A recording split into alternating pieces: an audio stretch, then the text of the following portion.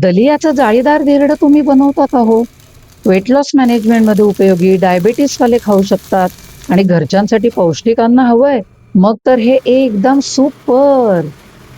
एक वाटी दलिया 3-4 मिनिटं भाजून घ्यायचा आणि मिक्सरमधनं बारीक फिरवून घ्यायचा. भाजल्यामुळे अगदी सहज त्याचा असा रवा तयार करता येतो.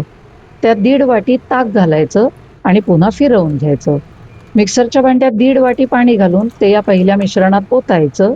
सगळं एकत्र करायचं.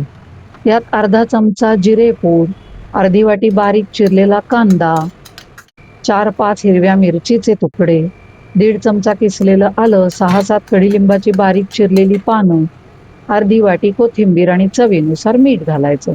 सगळं एकत्र करून 15-20 मिनिटं झाकून ठेवायचं. 15-20 मिनिटानंतर जर हे घट्ट वाटलं तर थोडं पाणी घालायचं. कन्सिस्टन्सी अशी हवी.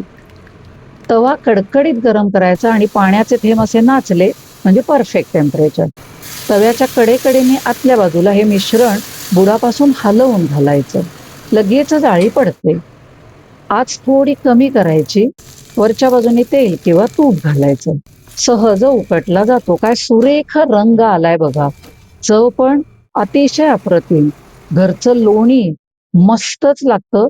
नाहीतर जी चटणी तुम्हाला आवडेल ती घेऊच शकता. पण हे सुपर धिरडं नक्की ट्राय करा.